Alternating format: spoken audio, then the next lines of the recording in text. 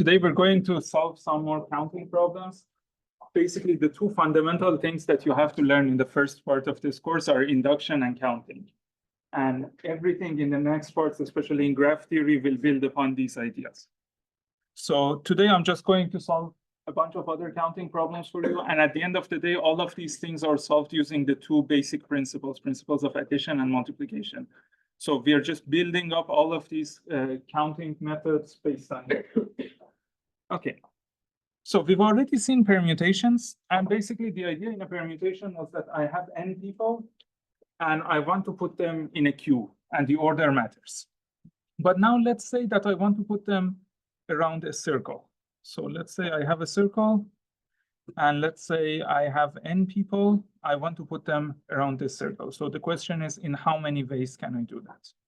So in how many ways can n people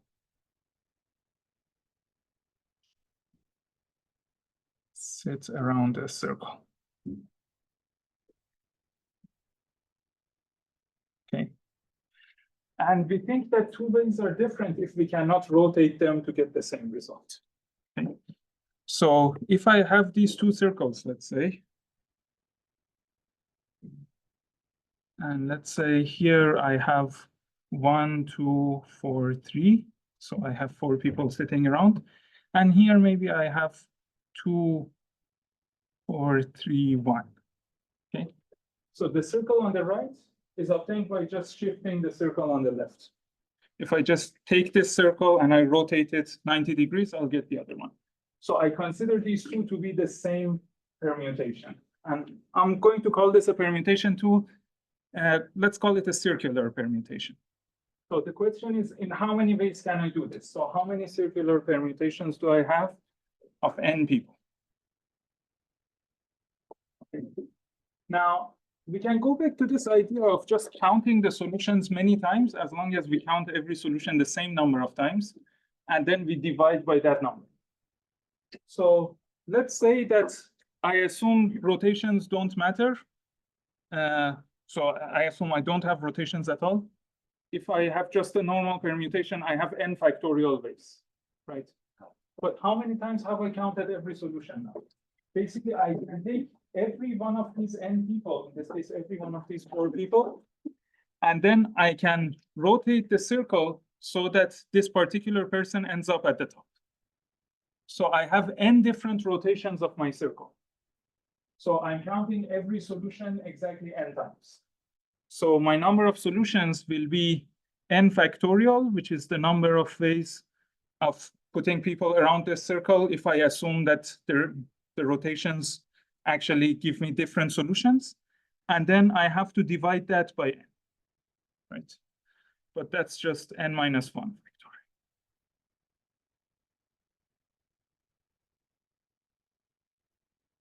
So if I have n people and I want them to sit around the circle, the number of ways is n minus 1. Great. Now, let me make this a little bit harder.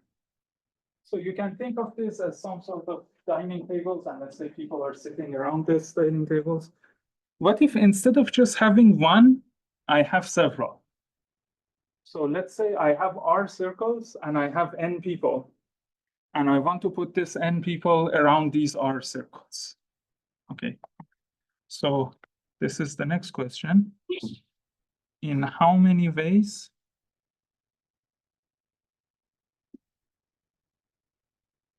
can we put n people around R circles? Okay. So whenever I talk about the number of ways of doing something, I have to be very specific about what items are distinct and what items are identical. So in this case, I consider the people to be distinct. So it matters which person is next to you. If your neighbor changes, you think that the way is different. But the circles are not going to be distinct. So I think of all the circles as the same thing. So what does that mean? That means that if I have 2 circles like this, And let's say in one solution, I put 1 and 2 here, and 3 and 4 here. And in the other solution, I put 3 and 4 here, and 1 and 2 here. I consider these two to be the same solution, because the circles themselves are identical. The only thing that can make them different is the people who are around them. Okay, so this is the question I'm asking. In how many ways can we put n distinct people around our identical circles?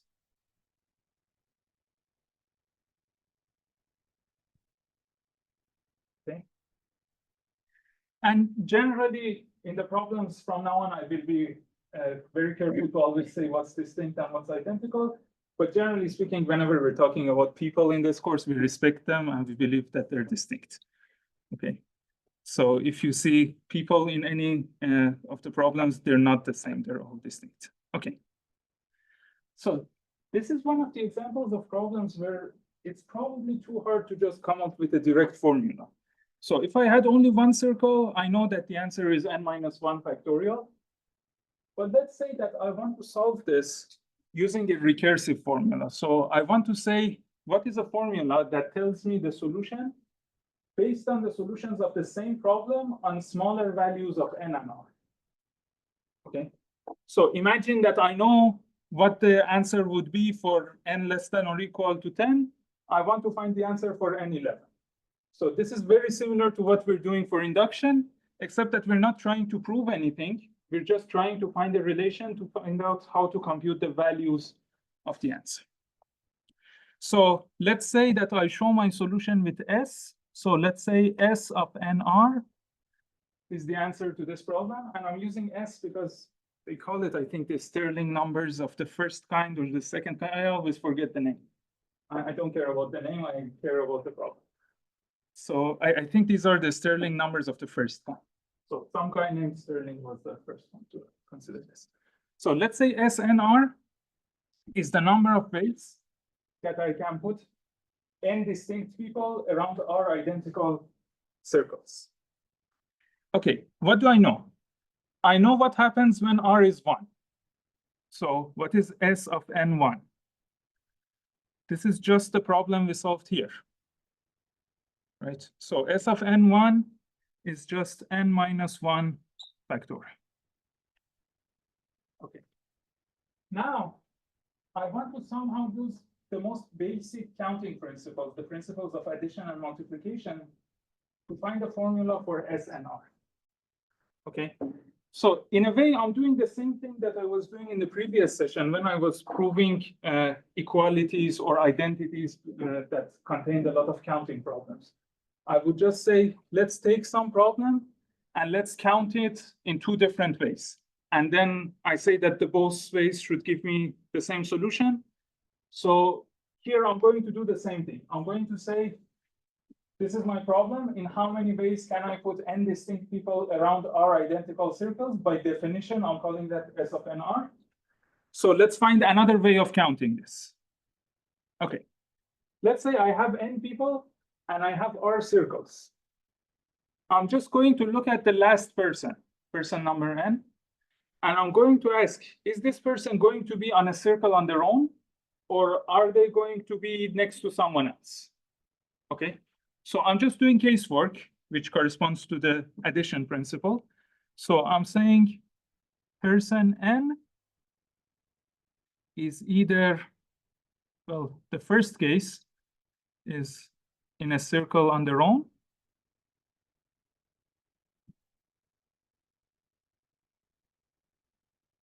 or the second way is that they're sharing a circle with other people, with some other.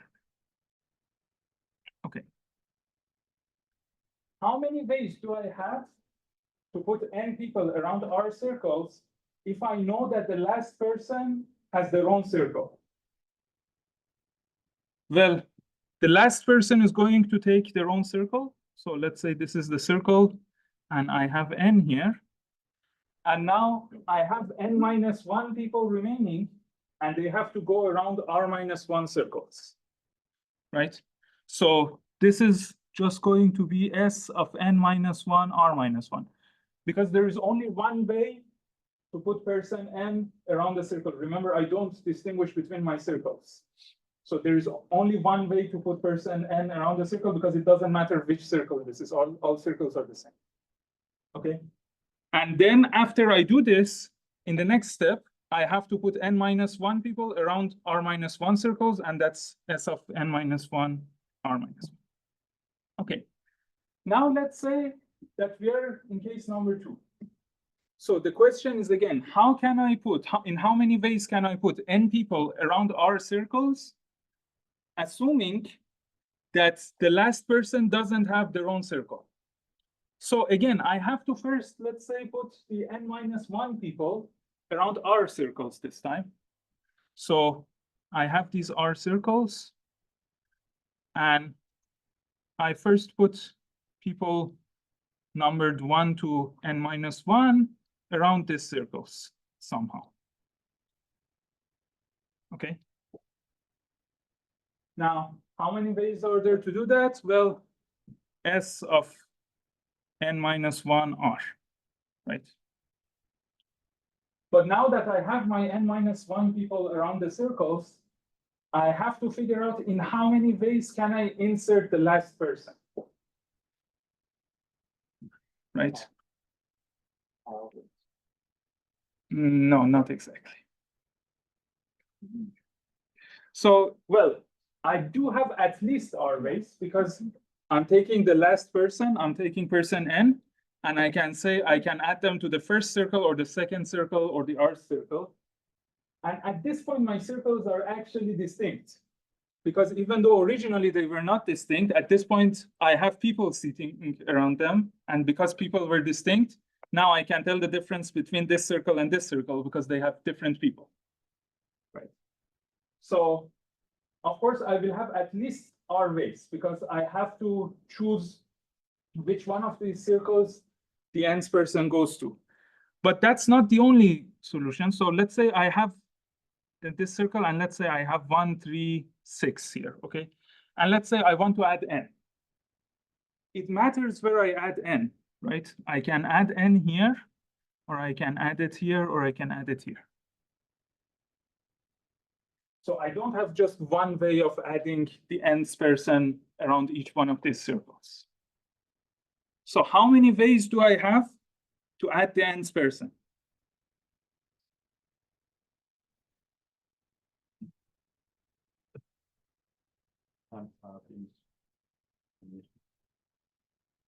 You have to just find a slightly smarter way of looking at this. N minus 1, yes. Because wherever I'm adding the nth person, there's going to be someone to their left. So I just choose who's going to be the one on the left, and then I put n to the right of them. And I have n minus 1 choices for who's going to be sitting on the left of person n. Okay, so my answer in this case is going to be n minus 1 times S of n minus 1 r. Okay, we just found the formula, right? So I said that I do a casework. It's either case 1 or case 2. In each of the cases, I could count the number of solutions. So my total number of solutions is just the sum of these two. So it's n minus 1 times S of n minus 1 r plus S of n minus 1 r minus 1. Okay.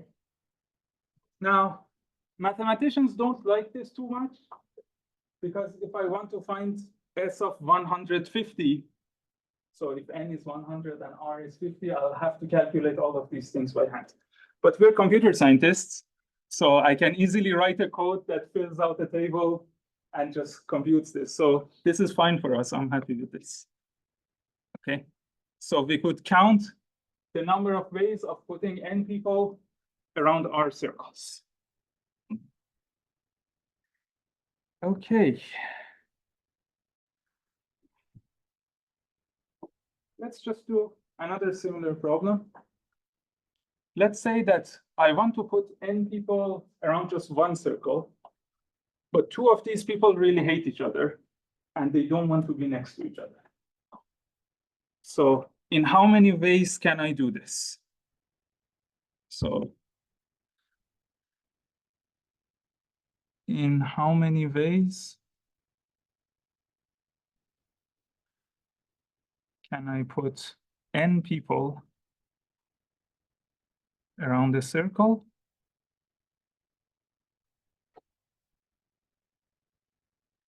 if, let's say, persons 1 and 2 must not be next to each other?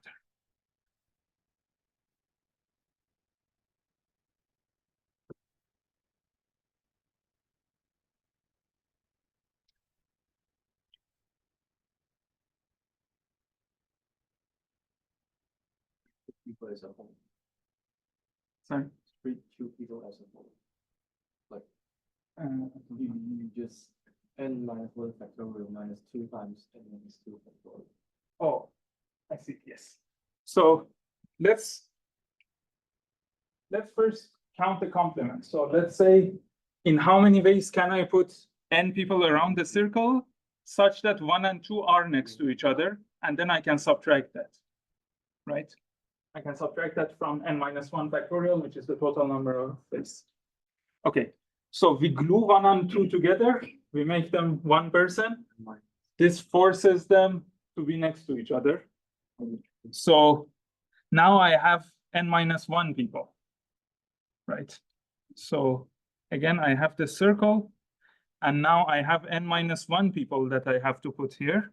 One person is called 1, 2, because I've glued them together. Then I have 2, I have 3, so on to n. Okay.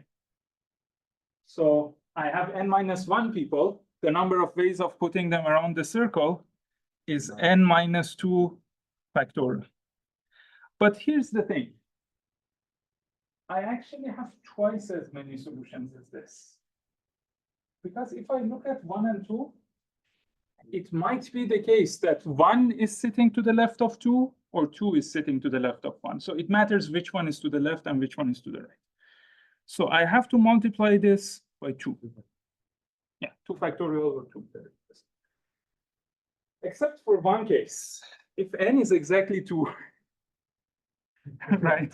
So this doesn't work if n is 2. If n is 2, then it doesn't matter. If it's 1, 2 or 2, 1, they're the same. So let's solve the problem separately for the case where n is 2 and for the case where n is bigger than 2.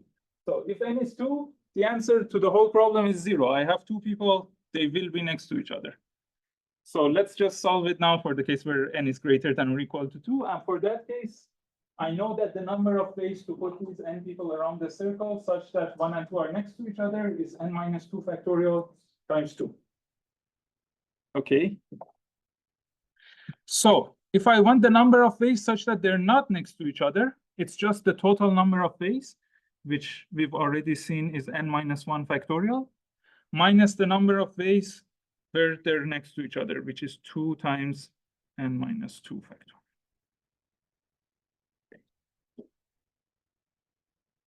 Now, an interesting problem would be, in how many ways can I put n people around R circles if 1 and 2 don't want to sit next to each other? Okay, and in that case, your problem is a little bit bigger. Because now you have to consider, well, is the circle containing 1 and 2 of size exactly 2, or are there other people in it? Should we do that? Let's do it. So, in how many ways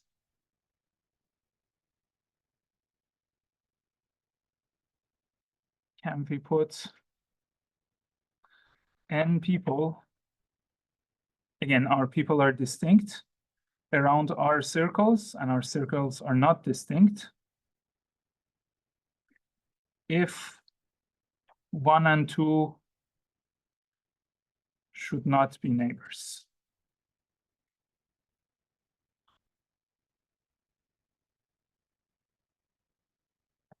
Okay. Again, I do the same trick. I say the total number of ways is what I've calculated here. It's S of NR. And from S of NR, I'm going to subtract the number of ways of putting n people around R circles where 1 and 2 are next to each other. But what is that? What is the number of ways of putting n people around our circles with 1 and 2 next to each other?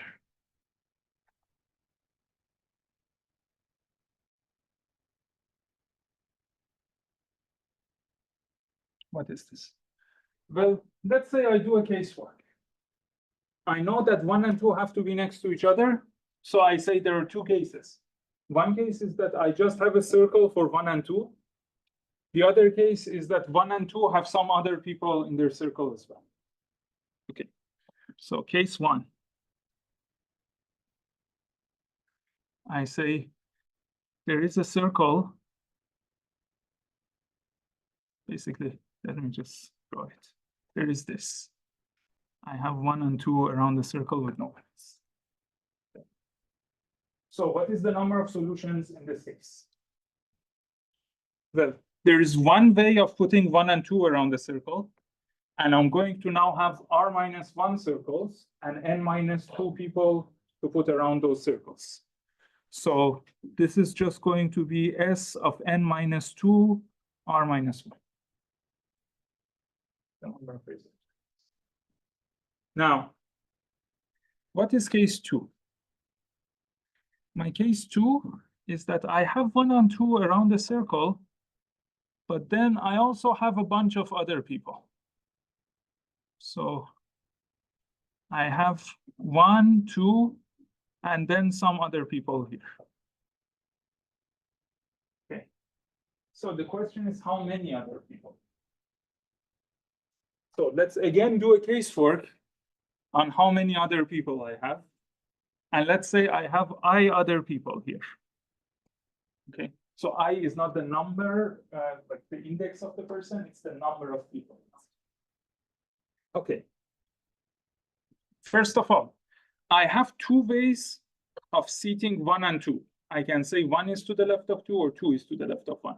I didn't have this in case 1 because I had a circle of size 2, it didn't matter. But here it does matter.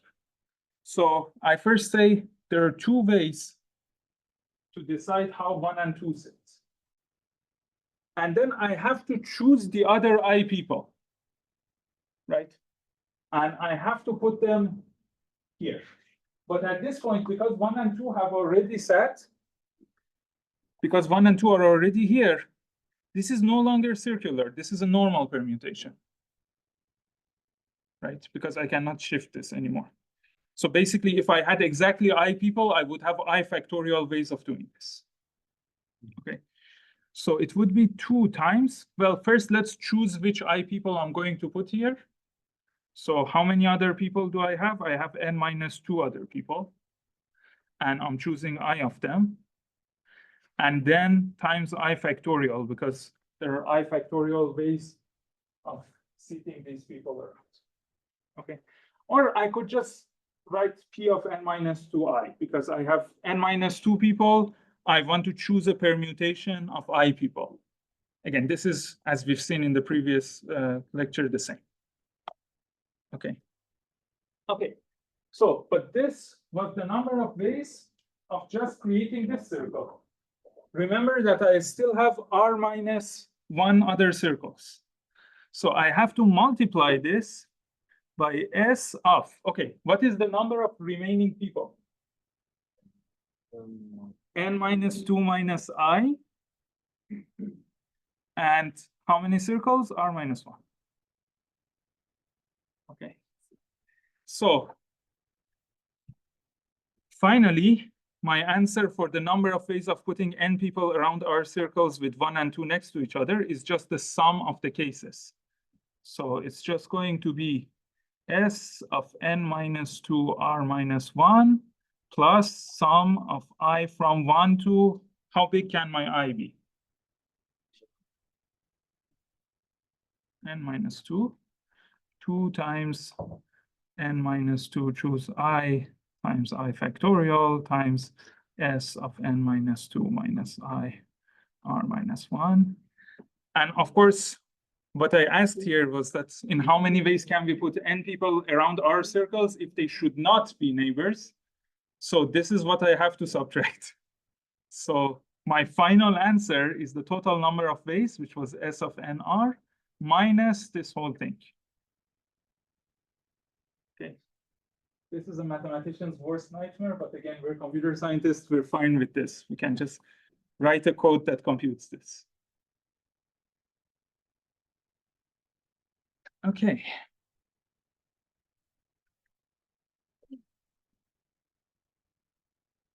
Let's do another problem.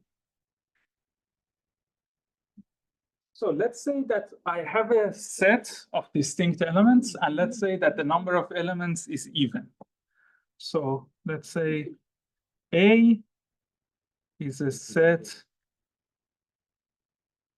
of 2n elements. I want to ask, what is the number of pairings that I can have for A? Okay, and I'll tell you what a pairing is. What is the number of pairings in A? A pairing is basically a way of dividing A into subsets of size 2. So for every member of A, I want to find a pair. I want to connect every member to another member. Okay. Yeah, so the way I think this book says this is that we have 2n students. We want to divide them into n groups of size 2 that are best friends. And A is a best friend of B if and only if B is a best friend of A. And everyone has exactly one best friend. And the question is, in how many ways can I do this? Okay. So basically, for every element I want to pair it. Let's show that with I, with another element J. And I want to say that I is paired with J if and only if J is paired with I. And also, no element can be paired with itself. Okay. And every element can have exactly one pair. Okay. How many ways? Well, we can count this in many different ways. Here's the first way. Let's say that I take element 1. First of all, I have a set of 2n elements. So it doesn't really matter what I call these elements. I'm just going to call them 1, 2 to 2n. Right? Because who cares? I'm just talking about the number of pairings. No matter what I have in my set, the number of pairings is the same. So I can take element number 1 and ask who's the pair of 1? Who's paired with 1? Okay. How many different ways do I have to find a pair for element 1? 2n minus 1. Because I have 2n elements, I can pair 1 to whichever I want. Now, it seems I have a problem because now when I go to the next element, to element 2, maybe 2 is already paired to 1, maybe 2 is not paired to anything. Right? So it seems like I have to do a case for it. But I can be a bit smarter about how I define the different steps of the process. So instead of saying that after finding a pair for 1, I go to 2, I say I go to the first element that doesn't have a pair so far. Okay, that might be 2, but it might also be 3 at this point, right? So I say, let's look at the first element, the smallest element that doesn't have a pair. Now, in how many ways can I find a pair for this element? So 2 elements are already paired up in my first step, right? So when I'm taking this element, it's my third element, and I have 2n minus 3 remaining elements. And I can choose any of them to be paired with this one. And then I can continue this. I can say again, take the next element that is not paired yet, find a pair for it. So then it would be 2n minus 5 ways, and so on. And it goes until I get to 1. Right. So my number of solutions is just basically the product of the odd numbers from 1 to 2n minus 1. Okay. So this was solution one. Let's call this solution one. And we found this just using the multiplication principle. It's just that we were a bit smart in how we define the different steps of the process. Instead of saying that I want to find a pair for one, and then I want to find a pair for two, and so on, I just said that I want to find a pair for one, and then I want to find a pair for the first unpaired element, and then I want to find a pair for the next remaining unpaired element. Okay. Nice. Now, here's another way. Let's say that I just create a permutation of my items, and I say that in this permutation, I pair the first element with the second element, the third element with the fourth element, and so on. So for example, if my n is 3, so I have 6 elements, I look at a permutation. This is my solution 2. Let's say I have a permutation 6, 2, 3, 1, 5, 4. Okay. And the way I find the pairing is that I say I take the first 2 elements of this permutation, I pair them up. I take the second 2 elements, I pair them up. I take the third 2 elements, and I pair them. Okay. Now, again, I have the same problem that I often have in this course, which is that I've counted the same solution many times, right? So for example, here, if my permutation instead of 6, 2 started with 2, 6, I would have the same pairing, right?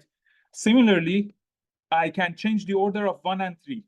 So 3, 1 or 1, 3 doesn't matter. 5, 4 or 4, 5 doesn't matter. It's giving me the same pairing. So I've counted every solution basically 2 to the power of 3 times, because I can do these switches here, here, and here. But there is also another way where I have counted every solution several times. The order of these sets, the order of these dashed sets, does not matter. So if I change this order, so let's say if I put 3, 1 before 6, 2, I would still have the same pairing, right? So these two solutions are the same. So how many times have I counted every solution? Well, the number of times is actually 3 factorial times 2 to the power of 3. Because there are 3 factorial ways to move the sets around, basically move these dotted sets around. And then inside each set, I have 2 ways of moving elements around. And all of these movements are going to give me the same solution anyway. I don't distinguish between them. So I have to divide my answer by the number of these movements. So in general, in this case, sorry, I have 6 factorial permutations, but then I have to divide this by 2 to the power of 3 times 3 factorial. Okay. Now, what is the general case? The general case is very similar. I have n factorial ways of putting n elements. Sorry, I have 2 n factorial ways because I was supposed to have an even number of elements. I have 2 n factorial ways of creating a permutation of my 2 n elements, right? But then how many times have I counted every pairing? Well, there are n factorial ways of taking these sets and applying a different order, a different permutation to them. And then inside every set, there are also 2 ways of changing the order of the elements. So 2 to the power. Okay, this is our second solution. And again, as we've said many times in this course, if you count the same thing in 2 different manners, your answer has to be equal unless you've made a mistake. Okay, so in this case, we just proved that this thing, the product of all the numbers from 1 to 2n minus 1, is equal to this formula. It's equal to 2n factorial over n factorial times 2 to the power. Okay. Now I'm going to do it in one other way. So this is solution number 3. By the way, I'm just showing you how easy the exam is going to be, because when I tell you to count something, you have so many different ways of counting, as long as you do it correctly. Okay. So this is the third way that I want to do it. I say that, well, let's just consider these pairs. This is, let's say, my first pair. This is my second pair, my third pair, so on to my nth pair. First, I have to choose two elements to go in the first pair. In how many ways can I choose two elements? Well, I have two n elements. If I want to choose two of them, it's 2n choose 2. Okay. Now, I put these two elements as my first pair. Then I have to choose elements for my second pair. But now I have 2n minus 2 elements, and I have to choose two of them. Right? And so on. Next time I have 2n minus 4 elements, and I have to choose two of them. And this goes on all the way until I have only 2 elements remaining, and I have to choose. Okay. But this was assuming that I distinguish between these sets. So I had a first pair, a second pair, a third pair, and so on. It's like having numbers assigned to these pairs, and I care about the order, right? But that's not what the problem said. The problem said, how many pairings do I have? And I didn't care about the order of these pairs. So I've actually counted every solution n factorial times, because every normal pairing can be ordered in n factorial different ways here. So I have to divide this by n factorial. Okay, great. So we solved the same problem in 3 different ways, got 3 different formulas. And since the answer has to be the same, this one is equal to this one is equal to this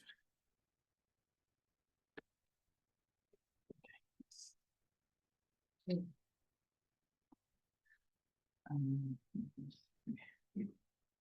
Some of these problems are too easy, so I'm not going to solve the very easy problems. Just read the book.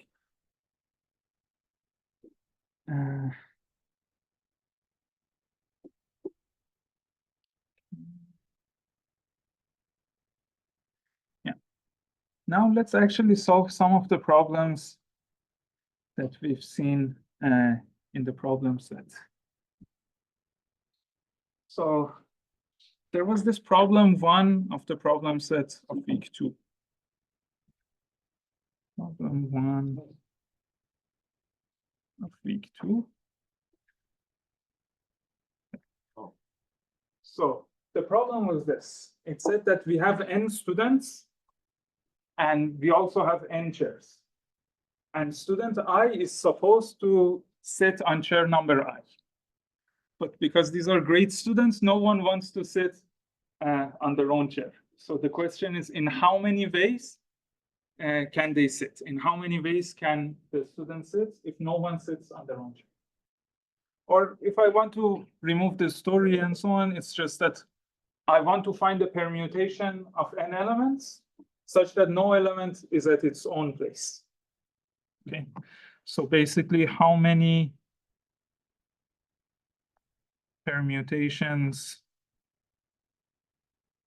let's call it P, of 1, 2 to n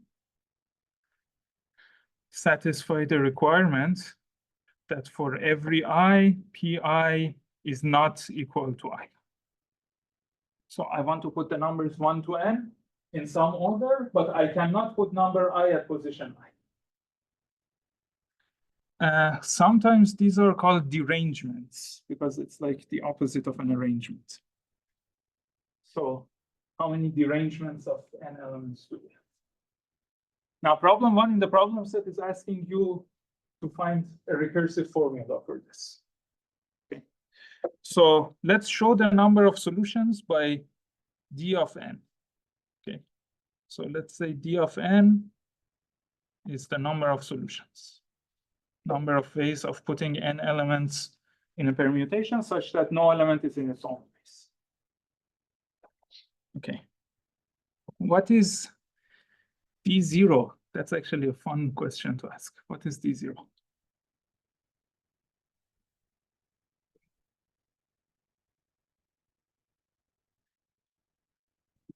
D0 is 1. Right. Look, I have 0 elements, so I have just one permutation of these 0 elements, which is the empty permutation. Does it satisfy this? Does it satisfy that for every element, pi is not equal to 1? I'm saying for every element, but I don't have any elements. So yes, of course, it's satisfied. Right. Okay. This is again the same reason that if you have P implies Q and P is false, P implies Q is true. So for the same reason, if I say for every I, but I don't have any I's, it doesn't matter what I say after that, it's always true. Okay. So D0 is 1, but forget about that. Let's say we don't really care about 0 elements. What is D1? Oh. D1 is 0. Because if I have only one element, there's only one permutation, but in that permutation, element 1 is in the correct position. So I shouldn't count that. D1 is 0. What is D2? Oh. D2 is 1. Because 1, 2 doesn't work, but 2, 1 works. Okay. So now let's say that I'm looking at n's that are greater than or equal to 2, or actually greater than 2. And I'm looking at dn. I want to find dn. So I have, again, let's say n people, and I have n seats, n chairs. I want to make sure that no one sits in their own chair. How do I do this? Again, let's look at the last person. Right. So I want to figure out what happens here. So let's say I have these chairs. These are, of course, chairs, as you can see, 1, 2, 3, so on. And let's say n. And I look at the last person, person number n. And I say they're not going to sit in their own seat. So they have to sit somewhere else. Let's call that other place I. Okay. So this is place I, and n has gone and taken seat I. Now, how do I do a casework? Because look, in some sense, I'm happy here because now that I know n has taken this seat, I have n minus 1 people, and I also have n minus 1 seats. So I'm happy in that sense. But the problem is that I don't really have the same situation. So the initial situation was that every person had an assigned seat and they couldn't sit there, right? But here, this is not really the case. Because if you look at person n that went into seat I, and if you remove person n and seat I, now I have seat n, but everyone can go and sit at seat n. So it's not the same problem as before. So that makes me sad. I want to somehow turn it back into a smaller instance of the same problem. Okay, so here's the casework that I'm going to do. I'm going to do the casework on person number I. And I'm going to say, where does I sit? And I'm going to say there are two cases. Either I sits at position n, or I sit somewhere else. Let's count the number of solutions. So remember, I'm saying that in the first step, n is going to go sit in position I. So I already have n minus 1 choices for what I is going to be, right? So I have n minus 1 times whatever I'm going to count now. Okay, so I'm going to do two cases. Case 1 is that I sits at chair n. Okay, what happens in this case? It means that, well, n sat at chair number I sat at chair number n. I have n minus 2 people. Each one of them has exactly one forbidden chair that they shouldn't sit in. So the number of solutions is just d of n minus 2. Okay, so this is just d of n minus 2. Okay. What is the second case? The second case is that I say I does not sit at chair N.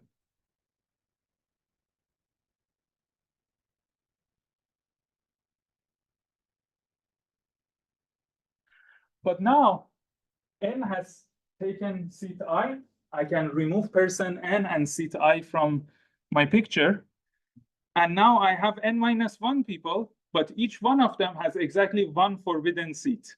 The only difference is that person I cannot sit on seat number N. But again, the numbers of the seats and people doesn't really matter. What matters is that I have N minus 1 people, and each of them has exactly one forbidden seat. So the number of solutions here is going to be again D of N minus 1. Right? So what is the recursive formula that I got here? D of N is equal to, remember, first I had to choose I. And I had N minus 1 ways of choosing I. So N minus 1 times, after I choose I have these two cases. So D of N minus 2 plus D of N minus 1. Okay. And the problem also tells you find D of 82. Again, just write the program, put this in it.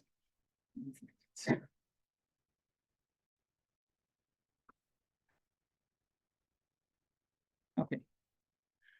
I want to now go to problem 5 of week 2.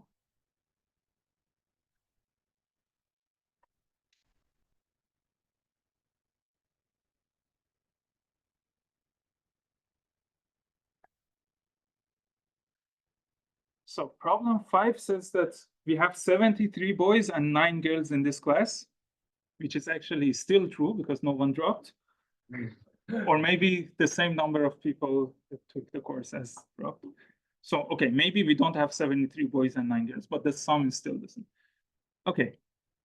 And the question is this. Let's say I want to assign grades to everyone, and I want to assign grades such that some property is satisfied, and the question is in how many ways can I do it?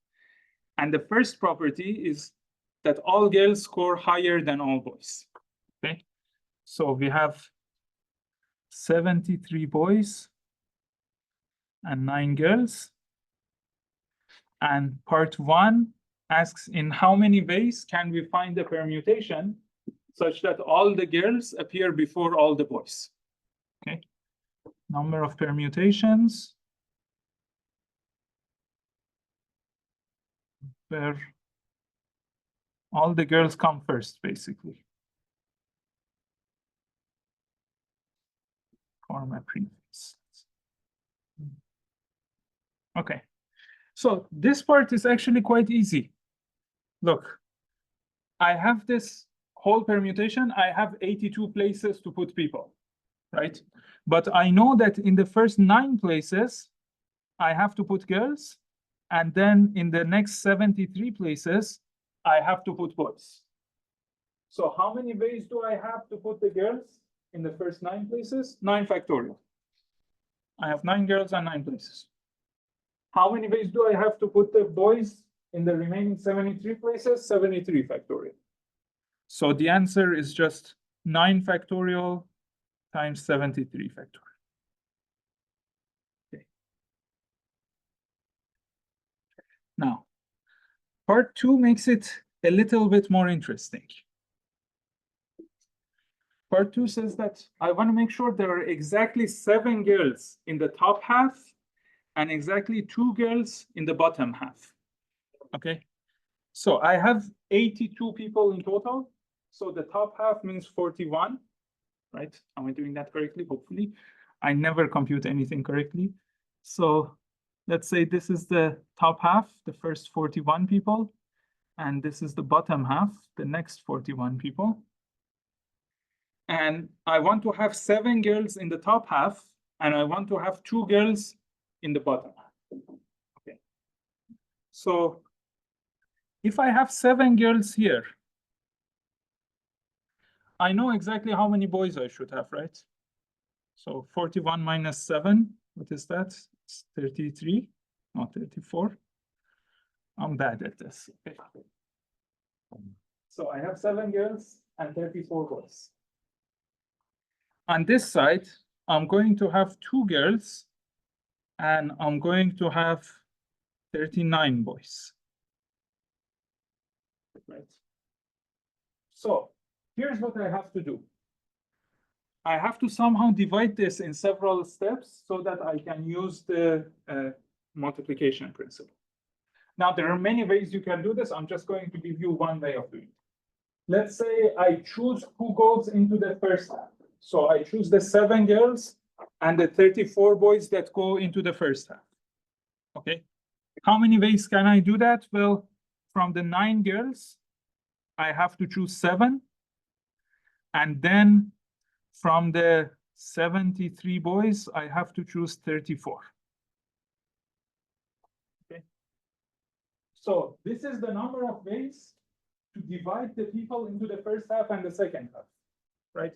And I don't have to think about the second half because when I choose the first half, the second half is uniquely determined. I've chosen who goes in the first half. Anyone who didn't go in the first half goes into the second half. So there's exactly one way of choosing the second half. Okay, but now I have to also find the permutation. So I have to order the people in the first half, that's 41 factorial ways. And I have to order the people in the second half, that's also 41 factorial ways. So I would have times 41 factorial squared. Okay. So this is the answer for part 2.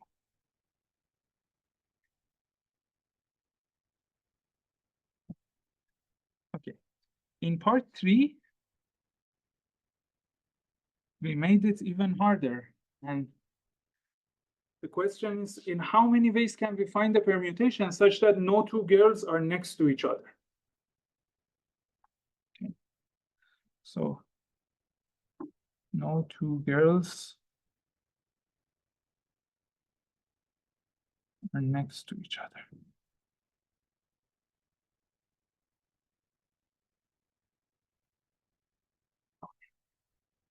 Now, before I solve this part, I'm going to remind you of a problem that we solved before.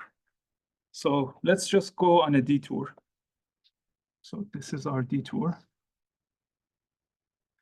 Remember, we talked about this problem of finding the number of solutions to an equation of this form, like x1 plus x2 plus x3 equals 10, when all the xi's were greater than or equal to 0, and they were all integers. So we talked about this. We talked about how we can find the number of solutions. And the idea was, just to remind you, that I have 10 balls. 7, 8, 9, 10. And I have 2 valves. Okay.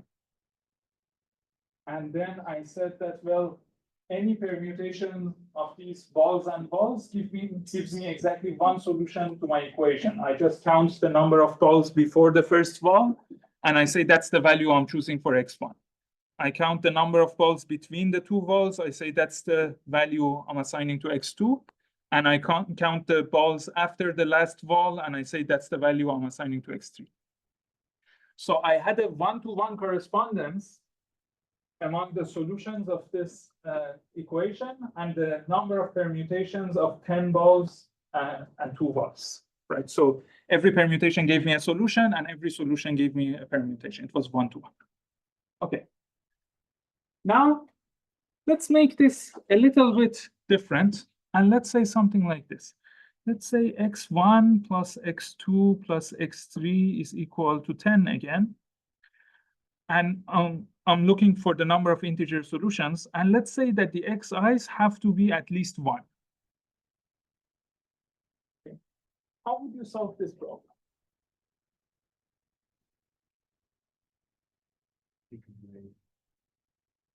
-3 or 4%. Yes. So here's the thing.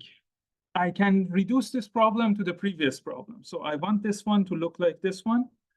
And in my original problem, all of my xi's were greater than or equal to 0. Now all of them are greater than or equal to 1. So let's just define some new variables Yes, let's say y1 is x1 minus 1. y2 is x2 minus 1. And y3 is x3 minus 1. And now I have that y1 plus y2 plus y3 should be equal to 7. And all the yi's are greater than or equal to 7. Right? Now, every solution of this equation gives me a solution of my original equation. Just add 1 to every yi. And every solution of the original equation corresponds to exactly one solution of this equation. So the number of solutions is the same. So I just have to find the number of solutions of this one. What is the number of solutions here?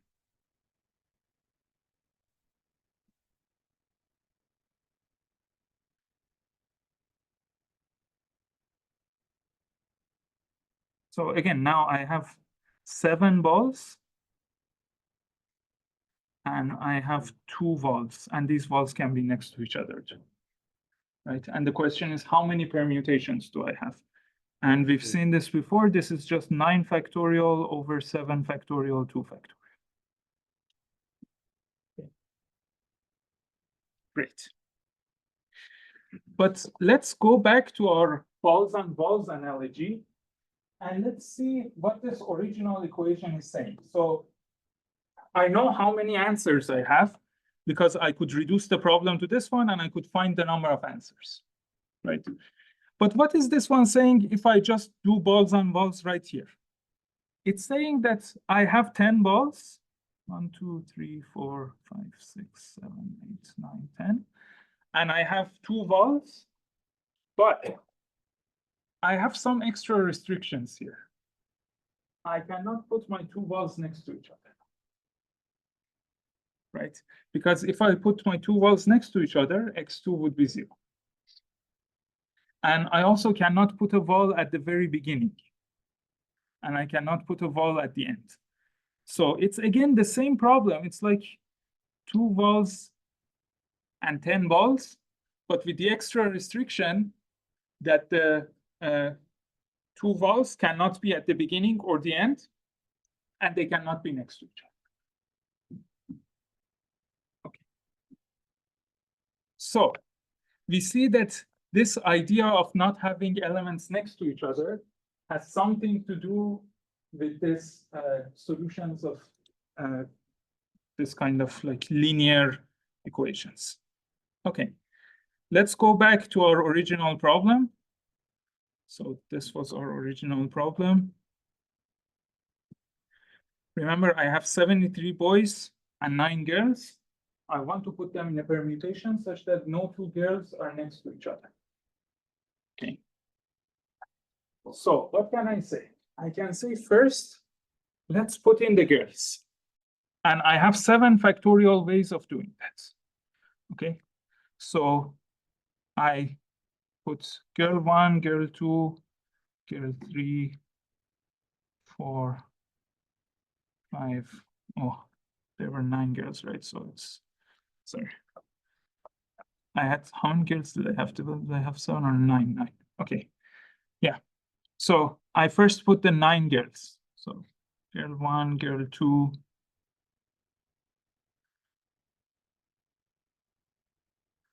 This is hard to write. I should really start typing. So how many ways do I have to order the 9 girls? Just 9 factorial. Right. But now I have to put a number of boys in between each of the girls. So I have to put some boys here, some boys here, here, and so on. Okay. I really wish this was a smaller example.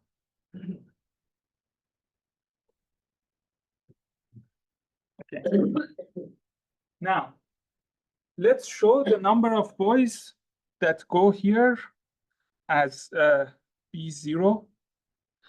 This one, B1, this is B2, B3, so on. And this one will be B9. Okay. So what is the equation that these numbers should satisfy? the total number of boys is 73. So I should have B0 plus B1, so on to B9 is equal to 73. Right.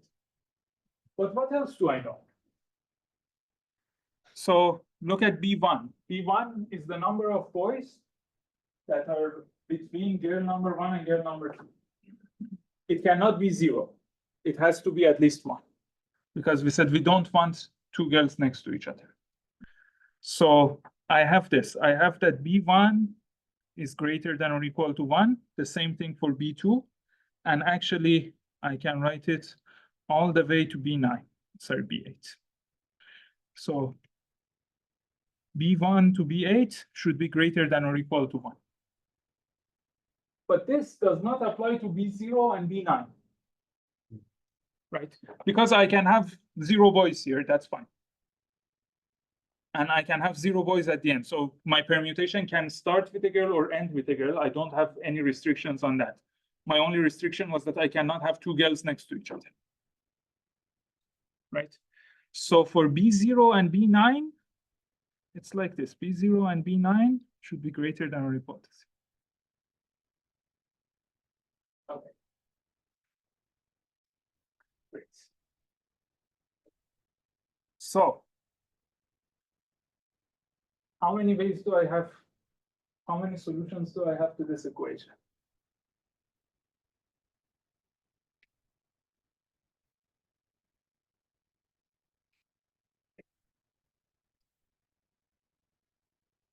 So I have to do something similar to here, where I subtracted 1, but I don't subtract 1 from all of my values. I only subtract 1 from these 8 values. I don't subtract anything from these. So I would have, let's call this new variable C. I will have something like this. C0 plus C1 to C9 is equal to 73 minus 8. So 65. Right. And then basically C0 is going to be the same as B0, but then C1 is going to be B1 minus 1, and so on. C8 is going to be B8 minus 1, but C9 is going to be the same as B9. Okay, so all of my CIs are greater than or equal to 0. Okay, so I want to find the solutions to this. How many solutions do I have? For C0 all the way to C9, the sum of them is equal to 65, and every CI is non-negative, greater than or equal to 0. Now, I'm not going to draw this because this is really hard now, but basically, how many balls do I have? 65. How many balls? 9. Because these are 10 variables. I'm starting with 0, right? So I have 65 balls and 9 balls, and I'm looking at all the possible permutations, right? So this would be 65 plus 9 factorial over 65 factorial, 9 factorial. Okay. But this is still not the complete solution. So, but yes, exactly. So this is not the complete solution, because at this point, I have not really considered the boys as being distinct, right? So here, I'm just deciding how many boys to put here, but I'm not deciding which boys, right? So I have to do that too. But that's easy. I have 73 factorial ways of ordering the boys. And in however way I order them, I'm going to take the first B0, put them here. Then I'm going to take the first B1, put them here, and so on. Okay. So another way of thinking about this is that first, I find an ordering on the girls, 9 factorial ways. Then I find an ordering on the boys, 73 factorial ways. Then I have to figure out how to merge these two orderings, how to insert B0 boys here, B1 boys here, and so on, right? So that's the number of solutions to this equation, which is this. So my total number of solutions, my final answer,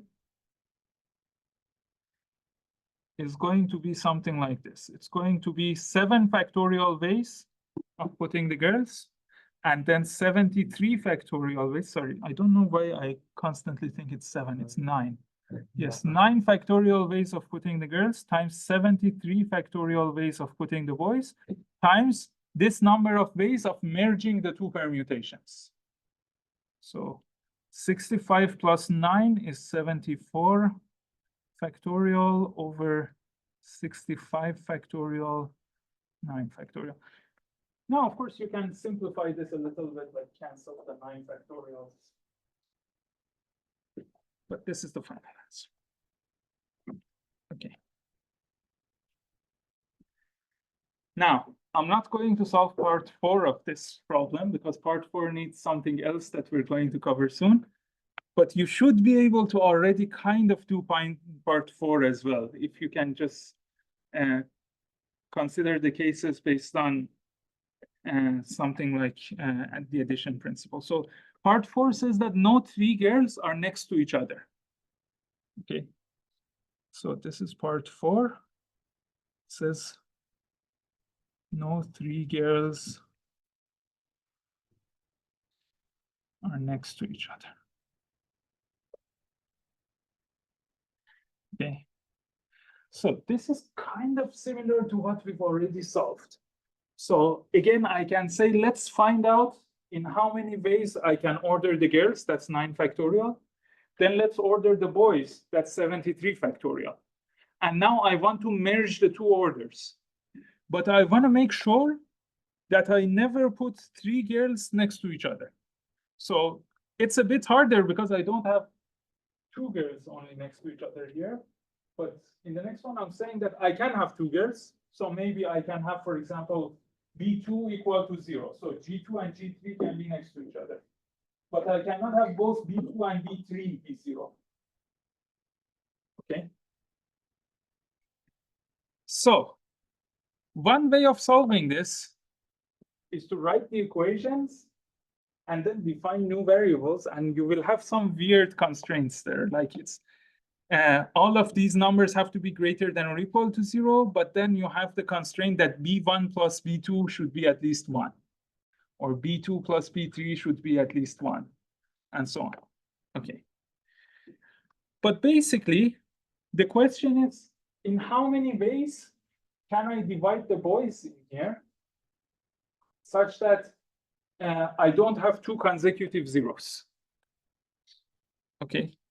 So let's find a recursive answer to this. Okay.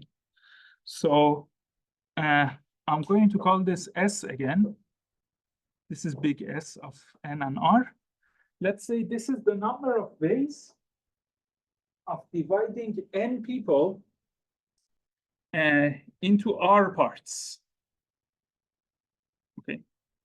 So, or actually, no, I don't want to do that. Let me see. Can I solve this directly without telling you about Stirling numbers of the second kind? Because I want you to read that in the book. Yes, I can solve it directly. Okay. So let's do this. Let's say I use A of BG to show the number of solutions if I have B boys and G girls. And I want to make sure that no 2 girls sit next to each other. And that, sorry, no 3 girls sit next to each other. Okay. So what can I do? I have B plus G people. Again, for the small cases, you can just count the number. So if P and G are 1 or 2, just brute force it, write all the possibilities, figure it out. Okay. I just want to find a recursive form. I'm looking at A of B and G. So that's the number of ways to put B boys and G girls into a permutation such that no 3 girls are next to each other. Okay, so let's look at my permutation and let's see what kind of casework I can do. So in my permutation, I'm going to have B plus G positions. Okay, position 1, 2, 3, all the way to B plus G. Okay. Now, I'm going to say, well, my permutation is either going to start with a boy or a girl. If it starts with a boy, I'm actually pretty happy because if it starts with a boy, so this is my casework. I say case one is that permutation starts with a boy.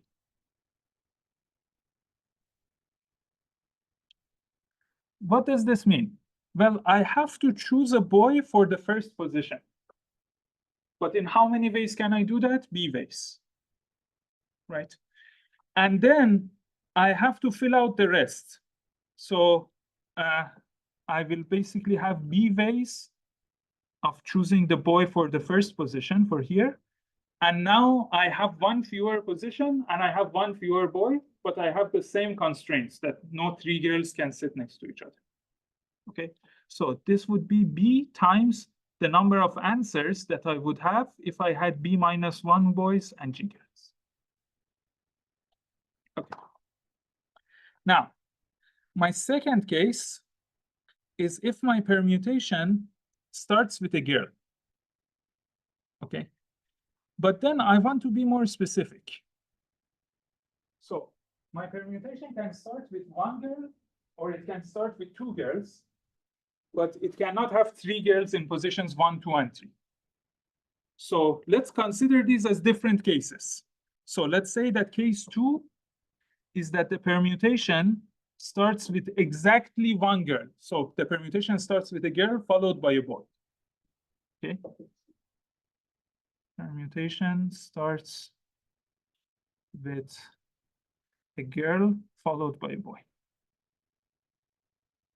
Okay. If I have this case, then for position 1, I have to choose a girl. And again, here I'm assuming that both B and G are greater than or equal to 0. Do the corner cases on your own, right? So for position 1, I have to choose a girl. I can do it in G base. For position 2, I have to choose a boy. I can do that in B base. And then I will have one fewer boy and one fewer girl and the same constraints on the remaining B plus G minus 2 positions. So in this case, I have G times B times the number of answers if I had B minus 1 boys and G minus 1 girls. Okay. Finally, the last case I have to look at is if my permutation starts with 2 girls followed by a boy. Okay, so permutation starts with 2 girls followed by a boy. But again, this is very easy. I have G ways of choosing the first girl. I have G minus 1 ways of choosing the second girl. I have B ways of choosing the boy. And then I have to find the number of answers if I have B minus 1 boys and G minus 2 girls.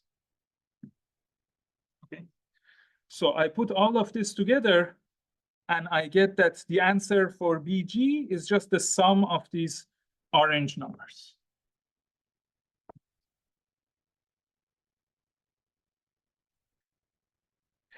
Great. Now, let me actually solve the other problems we had in the problem set as well. So we had this lovely shape there. So problem 6 says, look at this grid and tell me how many rectangles you see in this grid. Okay, and we're only counting the rectangles that have their sides parallel to the X or Y axis. Okay. Now, one way is to actually start counting one by one, but you will most likely miss some examples, and I don't want to do that because I'm way too lazy for that, and this is way too big. So how can I uniquely determine a rectangle? If I know the bottom left corner, and I also know the top right corner, that's going to tell me exactly what my rectangle is, right? So I have to choose a bottom left corner. Let's say this one. Let's call this X1, Y1. And I have to choose a top right corner. Let's call this one X2, Y2. And then I will get a unique rectangle, which is the rectangle between them. Okay. So the number of rectangles is equal to the number of choices that I can have for x1, y1, x2, y2. But what are the constraints that I have on the values of these four variables? Okay, so my x1 is going to be between 0, 1, 2, 3, 4, 5, 6, 7, 8, 9, 10. Between 0 and 10, right? So my x values, both x1 and x2, are between 0 and 10. My y values are between 0, 1, 2, 3, 4, 5, 6. So my y1 and y2 are between 0 and 6. But what other constraints do I have?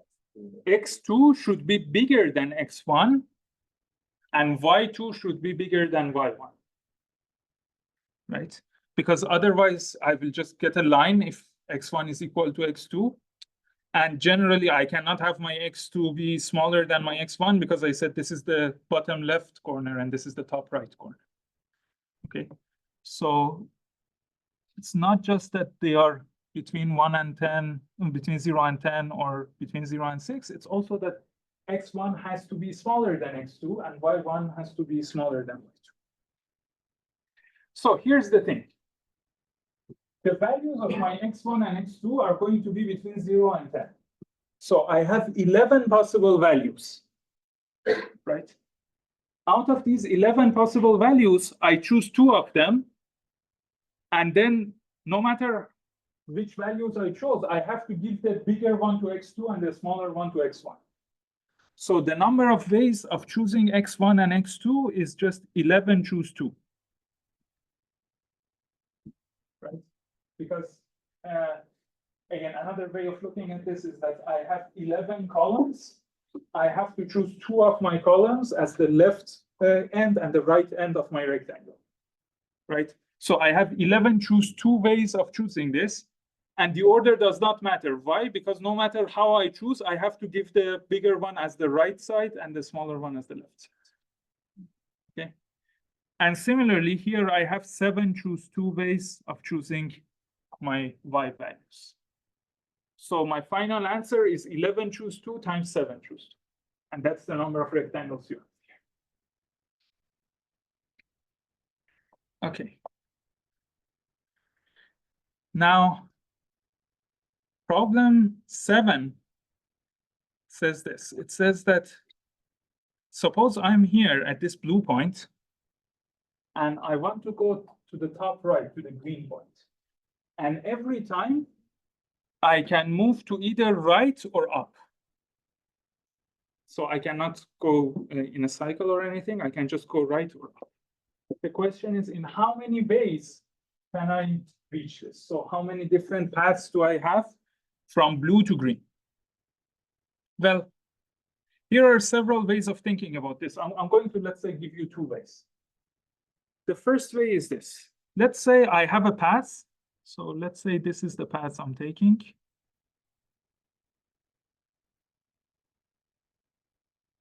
Look. I can just keep a log and write where I went at every step. So here at the first step, I went right, and then I went up 3 times, and then I went right 4 times. Then I went up twice. Then I went right twice. Then I went up, and then I went right 3 times. So I can take any path from the bottom left to the top right, and I can encode it as a sequence of R's and U's, which basically tells me when I'm taking a step to the right and when I'm taking a step up. Okay. What property does this sequence have? So it's just about the number of R's and U's, right? So how many R's should I have? How many R's should I have? So I have to go right 1, 2, 3, 4, 5, 6, 7, 8, 9, 10 times exactly. And I have to go up, I think 7 times exactly. 1, 2, 3, 4, 5, no, 6 times. Okay. So I have to go up 6 times and I have to go right 10 times. So this problem is just asking me what is the number of permutations of 10 R's and 6 U's, which we know is just 16 factorial over 10 factorial, 6 factorial. Okay. Now, another way of looking at the same thing is that I have a sequence of length 16. So I have 16 places. And in each of these places, I have to write either R or U, right? But I know that in exactly 10 places, I should write R. So I just choose these 10 places. So from the 16 places, I choose 10 places, and I write R there. And then in all the remaining places, I have to write U, and there's only one way of doing that. So the number of answers is also 16 choose 10, which is again the same thing.